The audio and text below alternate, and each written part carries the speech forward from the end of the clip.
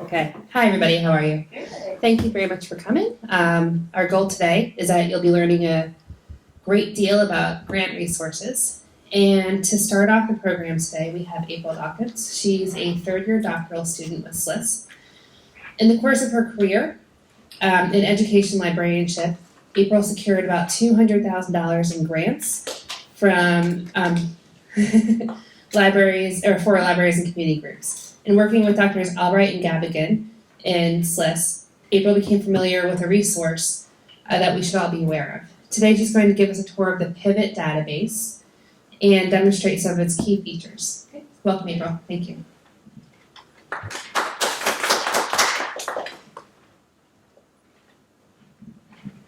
So thank you very much. And I did a number of grant proposals as a school librarian. Several of them were collection development grant proposals, LSTA grant, which is federal grant money that's given to state libraries, which they can then disseminate how they wish to. And I did a collection development grant for our whole county. And then community development grants, I worked with a community theater and helped them to get funds to do some refurbishment and get new lighting and equipment. So I have some different experiences with different organizations. This was a new experience for me because I've always just tried to figure out where the grants were before, just heard about them. And so I decided, Dr. Gabby and Dr. Albright said, go look at this database. The Office of Research has this. And so I did. And this is called Cost Pivot. And the easiest way to get to it is just to go to the southcarolina.edu website and search for Pivot. And the first thing that will come up is the Office of the Vice President for Research. And that's this home page that you can see up here. And the Pivot database, you can search directly from this page. There's a search bar here, about 2/3 of the way down the page. But I would suggest instead that you register with the database because there's some really nice advanced features that you can use to send yourself alerts, to save your searches, and it will continue to search for you so you are doing less, working smarter instead of working harder. So I'm going to show you how to do that. There's a little link that says register for free. And very simply, you just fill out the information and email, you set a password, and it will then send you an email and ask you to confirm that this is a real person and not a bot that's trying to create an account. And once you have done that, then you are set to search with the Pivot database from any location. Here on campus, you don't even have to log in, but you can do it from anywhere. So I'm going to go ahead and log in so I can show you the features that are really good.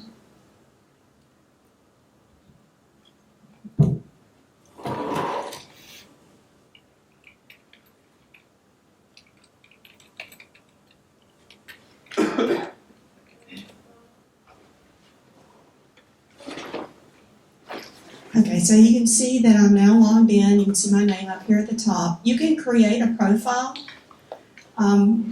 about yourself.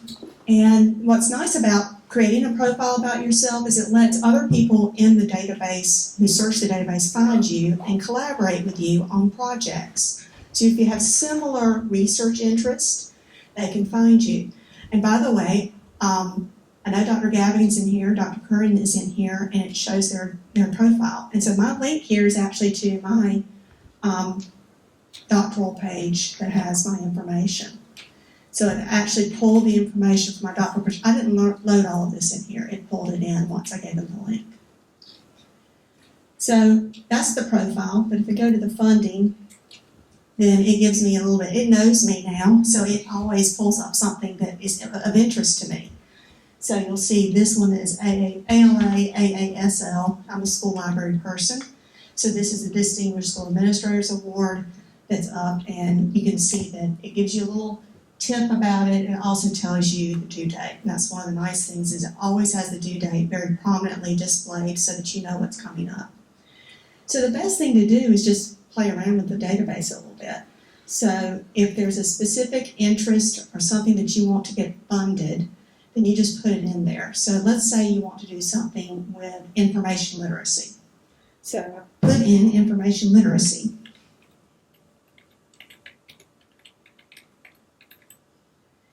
and search it. Now there's also advanced search features. I'll show you that in just a second. But this is just a basic keyword natural language search.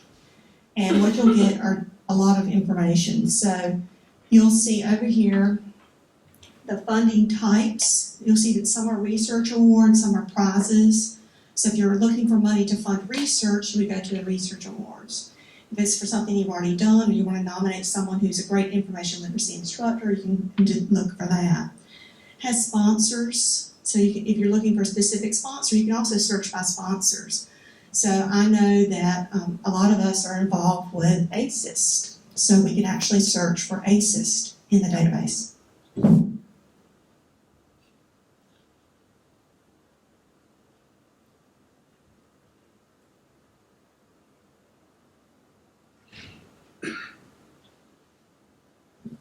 You just have to know how to spell it. So these are awards from ASIST. So you can search by the organization, you can search for the topic, you can even search for example, those of us who are in the doctoral program, we can search for dissertation. So if we wanted money to help fund our dissertation, we can search for that. They also have things like best dissertation awards would be in here. So let's just take a look at one of these so I can show you what's included in the information.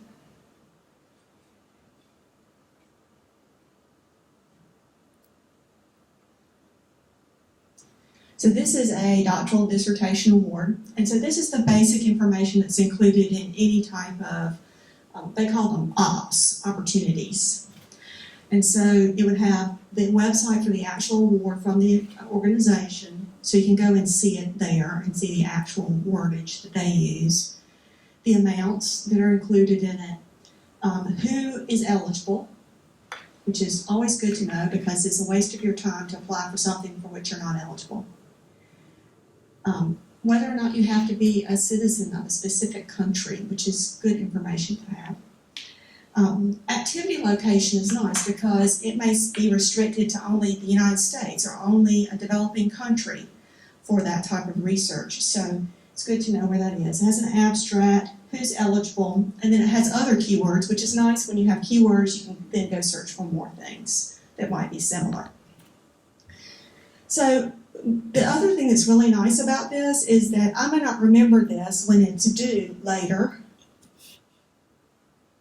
Let's see if I can scroll it down. So you can see down here, it's due in June 2016. I'm not going to remember this. I'm not going to work on this right now. Okay, so what you can do is set it to track up here at the top right. You have the option to set it to track, set it to active, or to share. So if you know there are other people who use the database, you can share it with them. You think that it might be something of interest to them.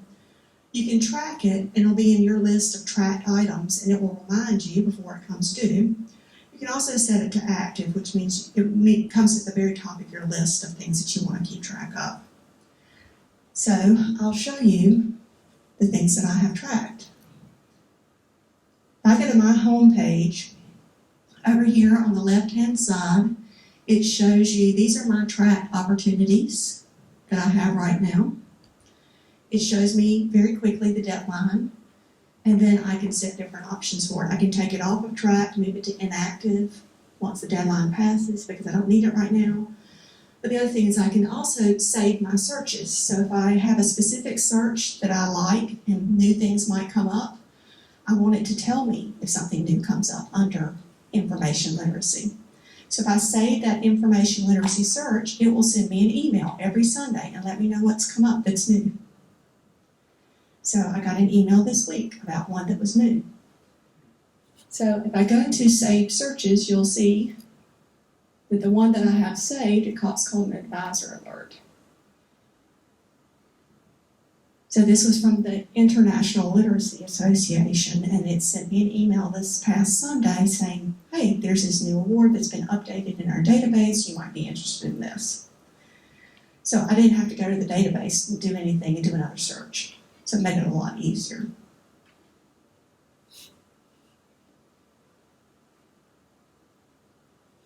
So someone give me a topic that you are interested in finding some funding for. or a place, a location that you'd like to do research. Yes? Community archives. Okay.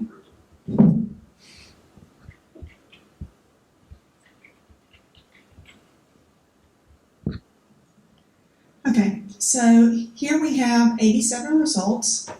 So we have a couple of different things here. This is a publication award, an archives fellowship. We have a research travel grant, service award. So one of the things we can do is, we may not definitely be interested in this, but we can go and see what keywords are under it and then see what else we might find. The other thing is you get organizations. So it also, you see the Society of American Archivists, which I'm guessing is a pretty big deal. So we could actually search just for the Society of American Archivists and see what different types of awards and research opportunities they have available. So if I wanted to, I could say, well, I want research here, okay? So I'm going to go over here and see what research opportunities there are for this. So we've got a fellowship, a research support program, a resident scholar program at Oregon State, another fellowship program, there's a travel grant,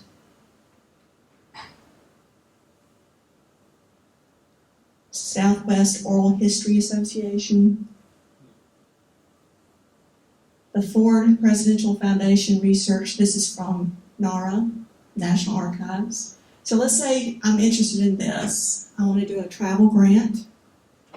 So we can see whether or not we would be eligible.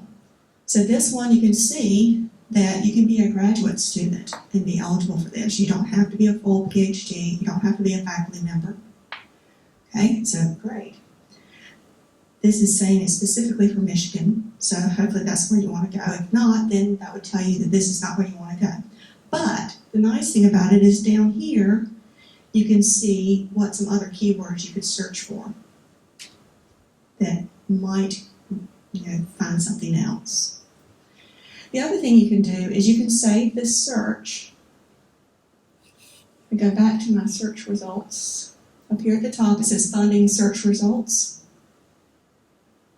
Okay. So if I go back up here to the top, there is that save search opportunity.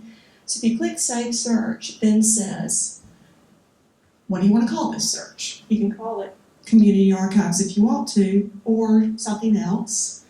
And then it asks you, do you want weekly emails? Okay, and it doesn't hurt you to fill up your inbox. You can always delete it later.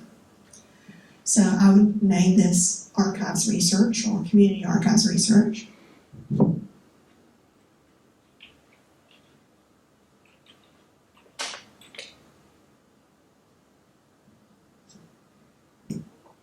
So I now have that saved search, and when new opportunities come up that fit the bill, then they'll email me, and it's every Sunday. If there's nothing new, it doesn't email you. It doesn't send you stuff again and again. So I wanted to show you also the advanced search. So I've been doing just the simple search. But what's nice about this is it has the typical Boolean searching opportunities here where you say what you're looking for. You can also set a deadline that you only want things that are due in the next month, or if you only want things due in the next 6 months. It just depends on what you want. You can also set it by location. So if you wanted something that would allow you to do research in Guatemala, for example, you could put activity location, you could put Central America, or you could put Guatemala, and it would look for information for that. You could also set it for the type of funding. If it's a grant, if it's an award, if it's something else. Applicant type, graduate student, faculty, postdoc, whatever it is that you want to put in, and whatever applies to you. And that way, you're not wasting your time looking through all those different sources. The other thing I really like about this database is you can also tell it to not look for certain things. They have a section at the bottom that lets you exclude opportunities. So you can say, I don't want anything that is in Europe. Okay, or I don't want anything with deadlines the next 2 weeks because I'm too busy. So it helps you to save time by doing these advanced search options. What are some other things you might want to look for? Give me an example. Video preservation. Okay. I'm going to put it in quotes. Probably the best. Actually, let's put it down here.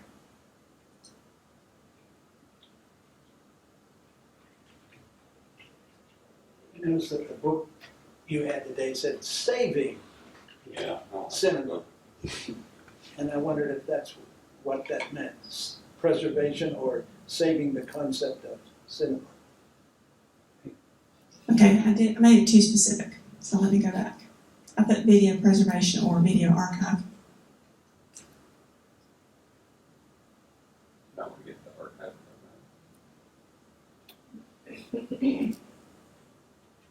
Or if Okay. you never asked about video. Let's just do video and start from a broader perspective.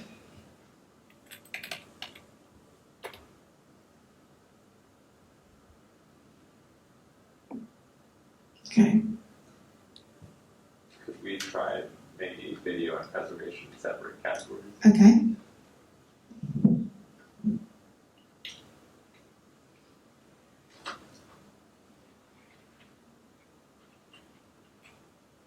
Let's do it this way.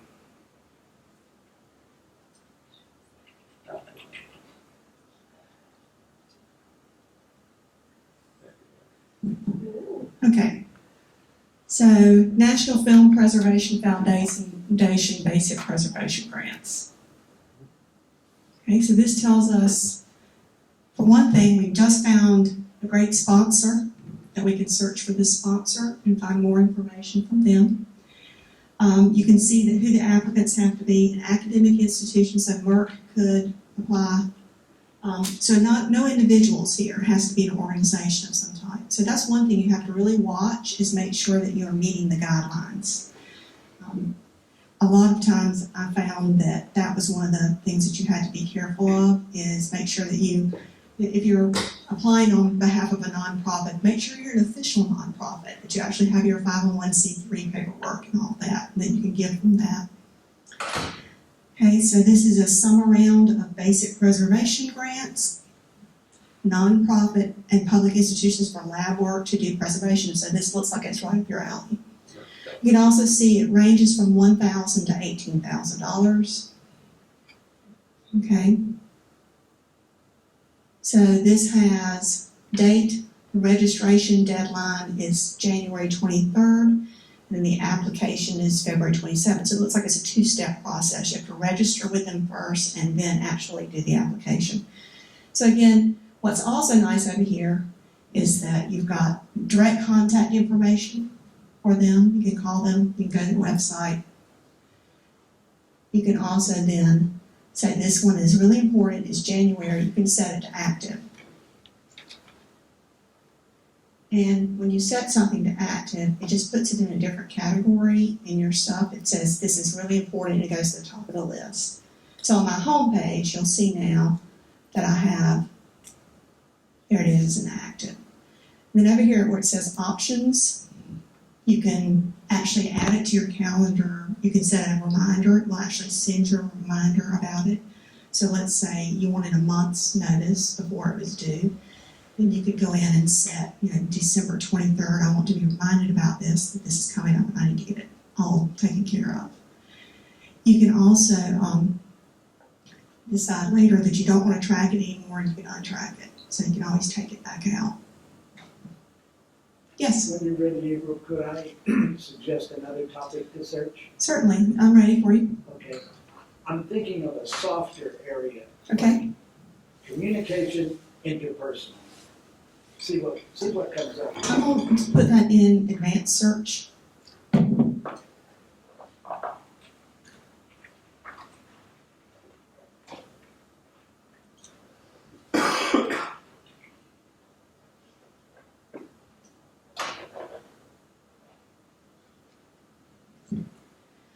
Okay, so we've got 41 results, and I typically will look over here first in this left column just because I want to see sort of a summary of what I've got.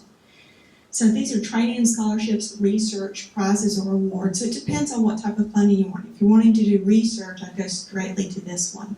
If you're wanting to look at a curriculum-related development funding opportunity, you go there. A collaborative project, it might be an opportunity, but let's just say we want to do research on this topic. So that's going to cut us down to 10 results from 41. So then we have to see whether or not that's really going to help us. Okay, so we've got something down here that might be interested in interdisciplinary behavioral and social science research, because I think that social science research, communication. This is the Environmental Protection Agency, not so much. Growth hormone, I don't think so. Postdoctoral fellowship for foreign researchers, I don't know, maybe. So we just go in and look and see if any of these meet what we think. Which one would you like to take a look at? Independent research projects and clinical fellowships. Okay, this one right here? Okay, so this one looks at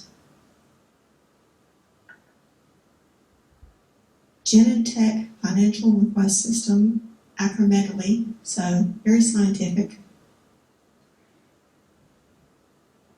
So it looks like, if we look down at our keywords, endocrinologic diseases, so I don't think this is going to meet your requirements. No, and although I do see up there where faculty can Oops, I went back. apply, not Yes. just institutions, so that's an interesting. The area is beyond my ken, but I'm glad to see I can find out who can apply. I went back to the full list. Let me go Try back. by discipline instead, maybe?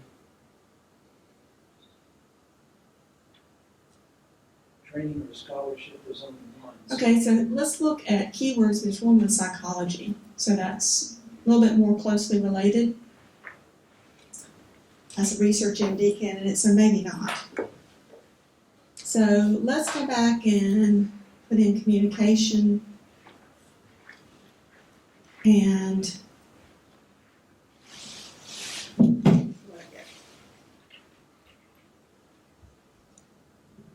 think we're going to get a lot of results. So this is just communication instead of interpersonal communication, so broaden our topic a little bit. So again, research, there's 707. But then again, here are applicant types. So we could look at new faculty, PhD or MD. So let's just say we're going to look at PhDs.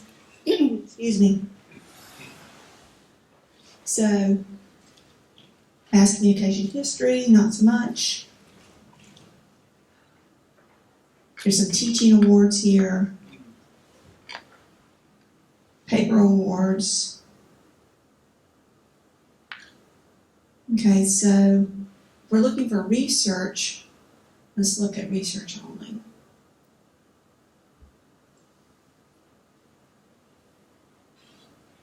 So here is an urban communication research grant. So let's just see what that one looks like. Okay, so this is funding communication research related to urban communication. So if you're looking at within a city environment. Okay, so if we expand the abstract, tells us a little bit more about it. Every life of everyday citizens, a struggle to identify, define, construct spaces for discourse and engagement within cities. But then we have a problem.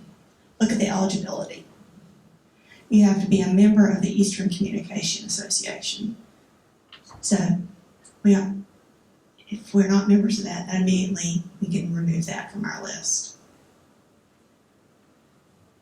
One of the things that occurs to me is that in addition to using this as a tool for discovering whether my research or the stuff I'm interested in can be supported, it's also a record of what is supported that maybe I could develop an interest in, even though I don't have that now. Well, you could research an organization that you're already part of, for example, and see what different types of grants they have available, and then you could tailor something to that. Yes? I just noticed in some of the research results real quick, and I'm going to ask a little bit more about this. It looks like you can find internships on there as well. Mhm. Is there, We can actually search internships. and can you find graduate assistant information on there as well, or is it mostly internship? I think it's mainly going to be internships because graduate assistantships tend to be internal within a university, unless it's something that is available for people who are from outside the university system. So I would be surprised if we found anything. But let's look at internships.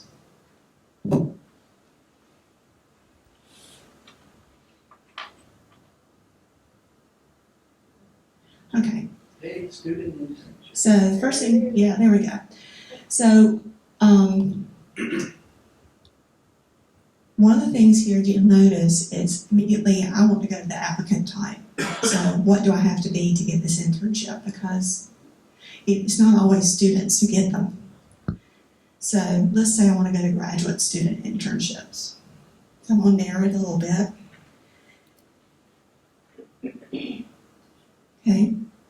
And then let's say I want to look at a specific field. So here's one for museums. Is there a field you want to look at? Public librarianship. Okay. Let me put in librarian or library and let's see what we find. I'm going to click on refine the search.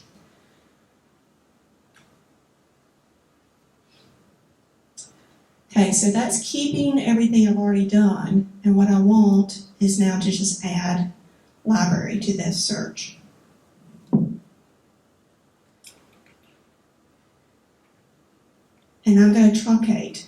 You done truncation before? Okay, so what that means is I want it to look for library, libraries, librarian, so I'm going to put an asterisk on the end of library, the root word, and that way they'll look for all those different spellings. Librarianship. I'm just going to do library. I know, I was just saying, you're also gonna Yeah. get librarians. I was Librarianship, I was yes. just showing off. Okay. I'm paying attention. Okay, so this is what I've come up with here. We've got 86 results. We'll see how good they are. So this first one, I'll just pull it up.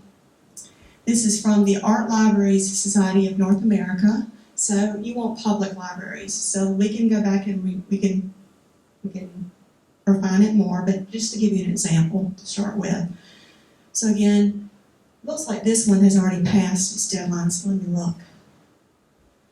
You can see up here at the top, it also tells you the last time it was edited. So it looks like it's due to be edited again. So probably in the next few weeks, they'll go in and edit it again. So what you do is set to track it or set it to active, and then as soon as they edit it, you get an email. But for now, it tells you that you have to be enrolled in a program. And this is actually due December 15th of this year. So actually they've edited part of it at least. So you can just go to the top and go to their website and you can get the information about it. So let's see if we can find public libraries. We'll refine it again and put public.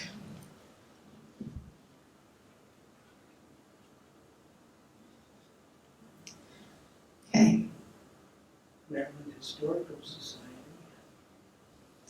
so here's the Smithsonian, the Office of Collections, Information, and Research.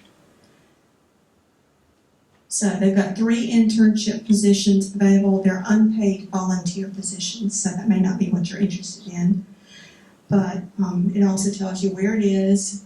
This is the National Portrait Gallery at the Smithsonian. And eligibility, undergraduate and graduate students, and to people who are not affiliated with academic programs. program. So it looks like it's a wide open internship. Okay. They have different projects, so this one probably will be updated with specific projects. So you might find one that's suited to you. Let's see what else we can find. So again, this one, right now they haven't finalized it. It says anticipated deadline. So that's not final yet. But you can see that they've already done, this is for last year, this information, but the anticipated for the next round starts in March. So again, you could set yourself a calendar reminder to come back and look at this. Let's see if we can find anything else. Some more Smithsonian, a lot of archives, not so much public library. Want to go to Ireland? Sure. You can go to the National Gallery of Ireland. I know Liz wants to go there. And I still had a question, especially for this internship. Does the website do its own pulling of this information, or do people from these institutions post to this website themselves? I actually don't know the answer to that. This is a ProQuest database, so I'm not certain of the answer, so I'd have to research it further to tell you. I follow that question up with a content question also. Do you know about how it aggregates metadata, specifically keywords? Is that internal or are those user provided keywords? No, I don't know. made interesting choices of what them. We've had several students win in summer internships at the Smithsonian, both of which were paid. So in addition to the ones that aren't paid, there are paid internships available for students at Smithsonian. You know, I can figure that out. I'm just looking at their About page to see if it has information for it. No, I About asked that. because I saw that it conflated video, film, and cinema into the same Yeah. category, which was an interesting choice. The other thing they have on here that's helpful, they do have good help information, and they also have tutorials, articles about specific things, how to actually set active ops, track ops. And the other thing that I haven't really talked a lot about is how to find other people who are doing research in the community. So I can show you that really quick.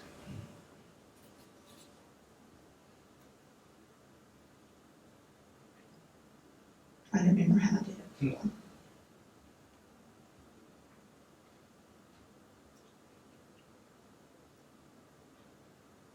Okay, so if you click on profiles at the top, you can actually search for a specific person's profile, or you can look for, this actually looks at the University of South Carolina because it knows I'm at South Carolina, but you can look outside the University of South Carolina if you want to.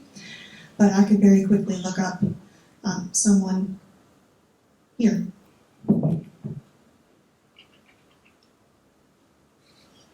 Just because you're here, I pick on you. So here's Dr. Gavigan's profile. So this, I think this is looking at your Scholar Commons page. And then it looks at your actually staff page, and it looks at your research areas. Need to update the rank. Oh, it's there, associate professor. This is I was past. reading below that. So past is assistant, she's now associate. It knows it. And she didn't do this.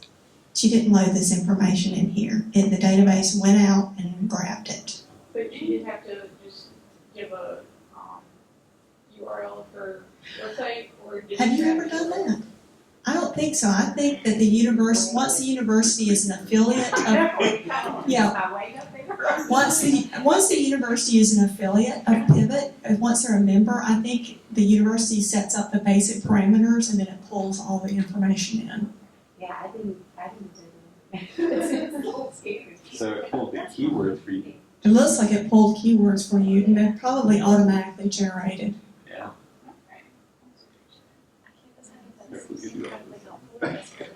Yeah. It's a little scary.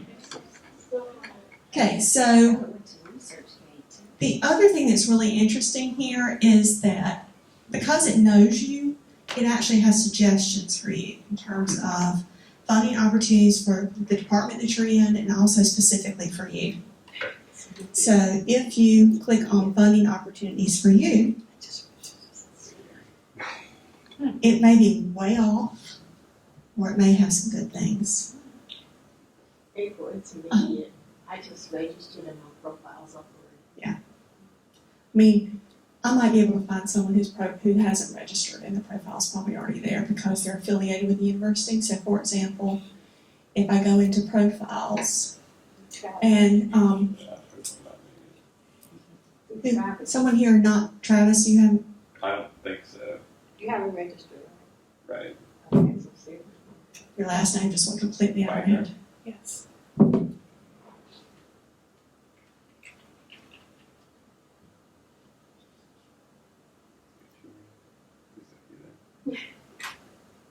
You're not there. I don't know how long you have to be in the I'll database. be there by tomorrow. It went away. Come back here. There we are.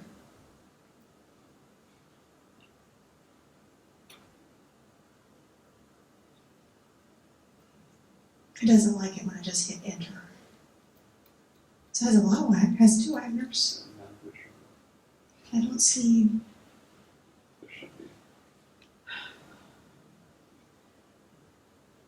Okay.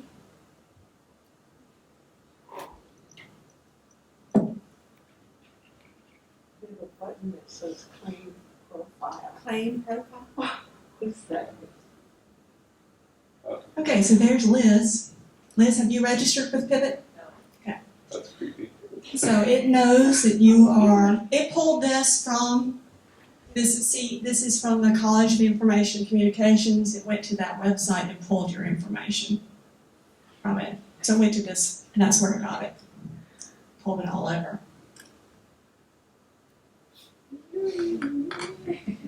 So look, it has funding opportunities for you and things for your department, just based on what's listed here as your interests. Distance learning. Okay. So, other questions or other searches that you'd like to do?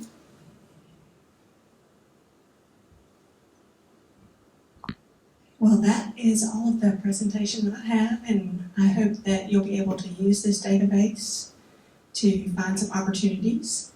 And since it looks like our other speaker was unable to make it, I can answer questions about tips or tricks to get grants if you want. First of all,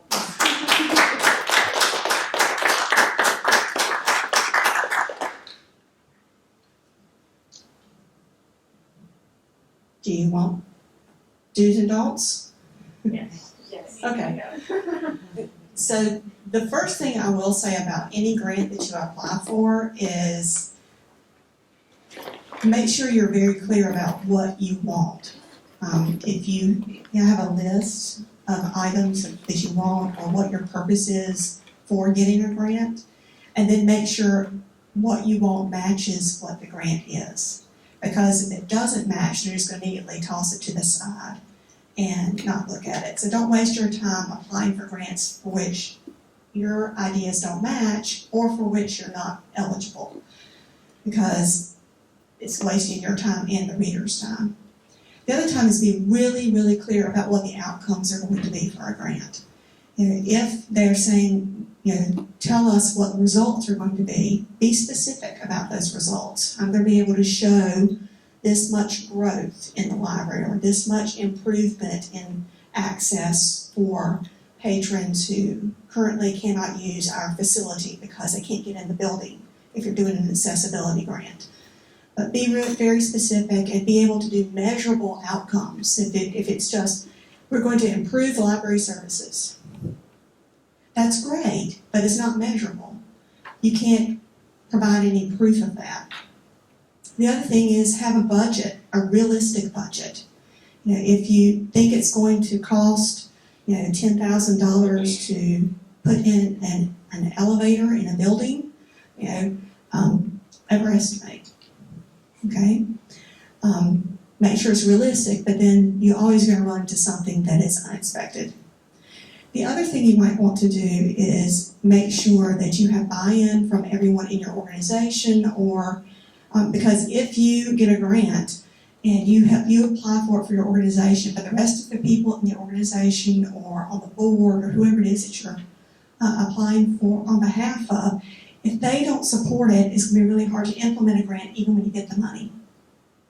So those are just a couple of things, because I've done some grants that went really, really well and where it was a very much community effort, and then I've done other grants where I applied on behalf of an organization and then I ended up having to do it all myself because the rest of the people in the organization weren't really behind it. So make sure that you've got support for it. Have you ever had the experience, April, of writing a grant that was unfunded and you got comments from the readers that were in any way helpful? I've actually never had an unfunded grant, so I can't answer that. Well, I'm also very picky about which grants I apply for. If I don't think I have a shot at a grant, I don't apply for it.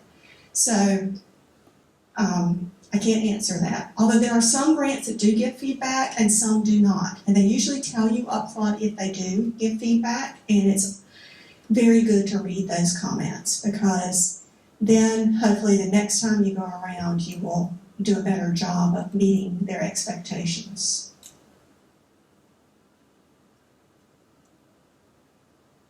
Other questions? I noticed it doesn't will it let you add more than one department to your profile? That's a random question for Pivot, not about grants, I'm sorry. I am not sure. I know you can update your profile.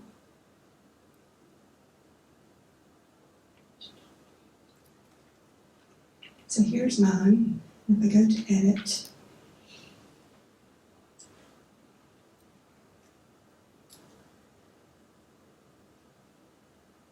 so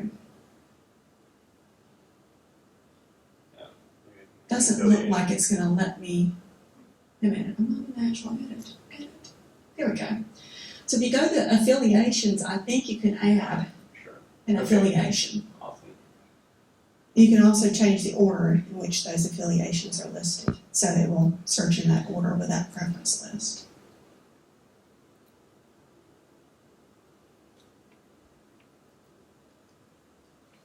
April, I've done some grant reading, and I'll tell you two things that people have gotten burned on Okay. that might be helpful is assuming knowledge of the readers, because I was on a statewide one for LSTA, and people would put things like, we're gonna buy AR books and our LEA, which is local educational area, and the people that were on the committee with me who weren't school librarians were like, why don't they just spell it out? I don't know what that means, So spell out, because it just kind of makes people mad. And the other thing I saw someone get burned on is they didn't allow enough time. You often have to have a letter of support from someone, and they didn't get it in time, and their principal they needed it from had a death in the family and got gone, and so they couldn't fulfill that part. People sort of think they can pull something like that overnight, and so it always takes more time than you think. Yeah, so avoid the alphabet soup. And Yes. I know when I did the LSTA grant, I had to have a letter of support from the superintendent. And so I had to make sure I had built in time. And I pretty much wrote the letter of support and sent it to him and said, this is what I needed to say. You can either use mine or you can write your own, but this is sort of the stuff that I needed to say. And I'd already talked to him prior to that and said, this is what we're applying for, because I had his permission to apply for it. I didn't even start it until I had his permission. And then he knew that he was going to have to do a letter, and so I said, this is what it needs to say, and sent it to him. And his didn't say exactly what mine did, so he rewrote it and said what he wanted to say. But that took about a week's turnaround, even with my supplying a letter. So start early.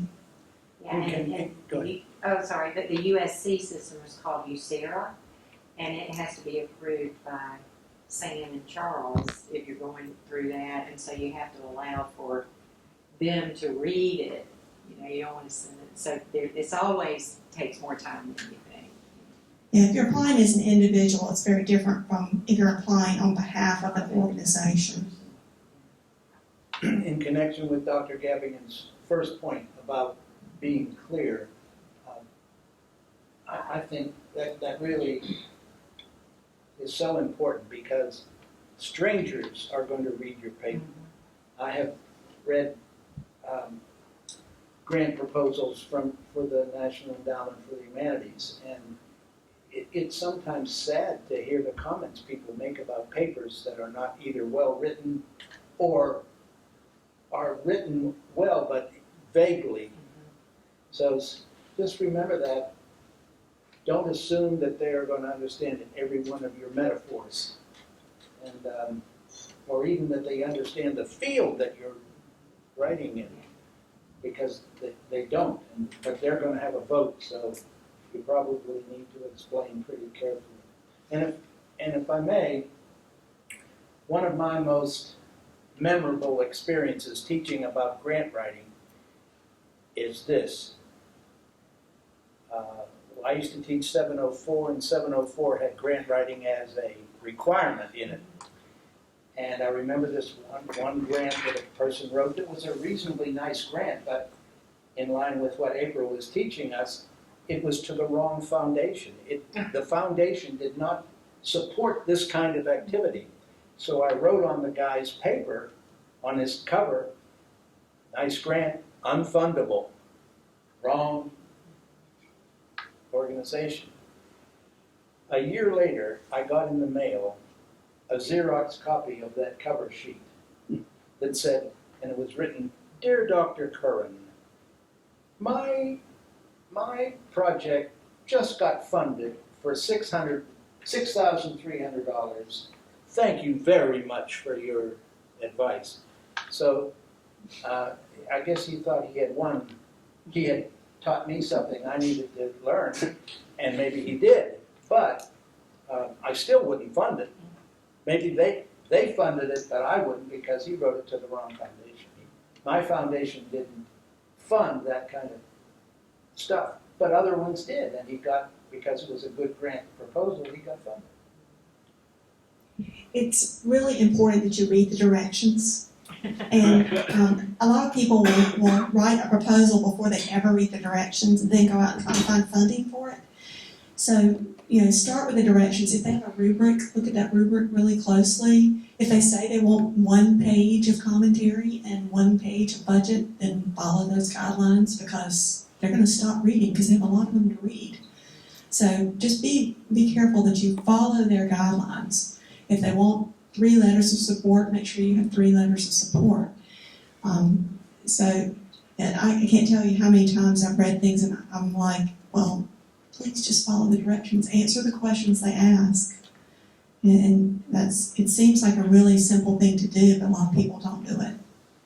I have a question on, because I'm writing a grant right now with my supervisor, and the directions are incredibly vague, but we were very lucky to have the previous winner on their web, the Baldwin Library published their grant material, and so we get to use theirs as kind of as a template, because theirs is one.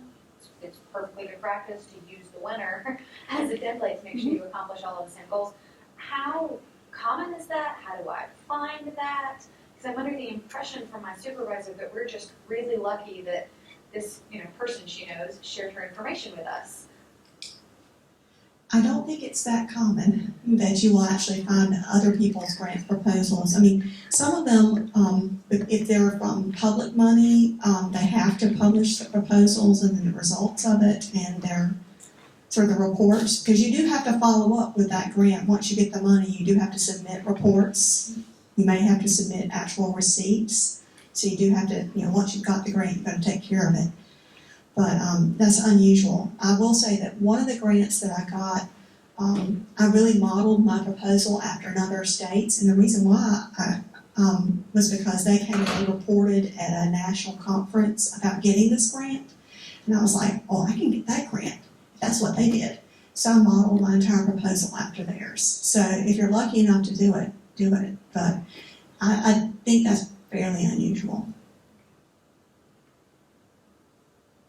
The other thing is if it's too close to what someone else has done, they might say this has already been done and not fund it. So you just got to make sure that if you're following someone else's grant proposal, what you're following are sort of their formatting, their how explicit they are, the way they set up their budget, but what you're funding is different or compatible with their program. Any other questions? Well, I think we have pizza in the back, and I want to thank all of you for coming. We really appreciate it, and I hope you got some information that's helpful. Very good.